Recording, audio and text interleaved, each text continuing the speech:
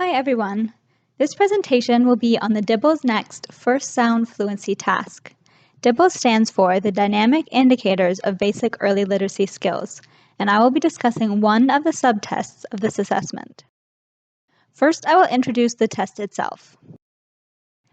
The First Sound Fluency task is designed to assess how well a student can identify and reproduce the initial sounds in a word.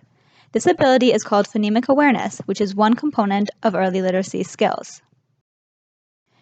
This assessment is typically administered at the beginning and middle of kindergarten and is a 1-minute oral test. The assessment begins with modeling the task and then practice items to demonstrate the expectations. The provided script must be followed exactly. The assessor then says each word on the list, and the student must say the first sound in the word.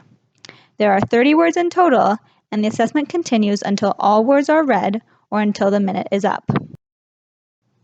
The time limit must be adhered to, as both accuracy and speed are being measured.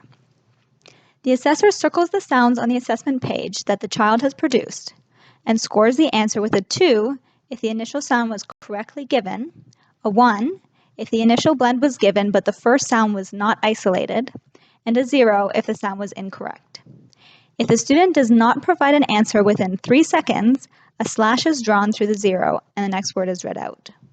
If no points are obtained in the first 5 words, the test is stopped. The assessor is required to bring a pen or pencil, a clipboard for the assessment page, and a stopwatch or timer, and to conduct the assessment in a quiet room. The student should either sit across from or kitty corner to the assessor, depending on how large the table is. The DIBELS assessment is designed to be given by educators and other school staff members. However, training is required in both administration of the test and interpretation of the data. The Dynamic Measurement Group, who created DIBELS, provides a variety of options for training on their website. Following this assessment, we can interpret the data to find both specific and general results. Specifically, the data demonstrates the child's ability to isolate and identify initial sounds, which we have learned is a component of phonemic awareness. In a broader sense, we can get an idea of whether the child is at risk for future reading challenges and can identify potential areas of instruction that can be improved.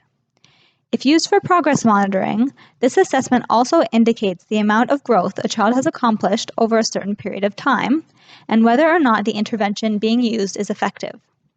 If used on a larger scale, results could also demonstrate the benefit of a school-wide program. Now let's move on and evaluate the tool. The research shows that not only is DIBELS reliable and valid as a whole, but that the first sound fluency task is both as well. Studies have also found that this test is sensitive to changes in phonemic awareness development and has good specificity in identifying students who are actually at risk, also known as true positives. There are both pros and cons to this assessment measure, although I found there to be more positive aspects. Firstly, this test is both time efficient and cost effective, and is standardized, making it easy to administer and compare scores. As the research demonstrated, it is both reliable and valid, and can therefore be used by different assessors over multiple years and still produce usable data. It is designed to be used with a program that makes educational decisions based on data collection and therefore supports an RTI approach, which is extremely beneficial for students. Benchmark goals are provided, giving educators a better understanding of the risk level of their students, and data management programs are available to organize data and create reports for teachers. The assessment includes materials at different levels of difficulty, enabling teachers to use the test on multiple occasions over an extended period of time. Finally, not only is this task a good indicator of future literacy skills, but it can also be used for both screening and progress monitoring. One potentially negative aspect of this assessment is that it may not be sensitive to the school context it is being administered in. Though the standardized aspect of it is beneficial in some ways, it also lacks the ability to adapt to an individual student's needs. As we saw in the Osland et al. Paper, mastery checks were better predictors of the students' individual results.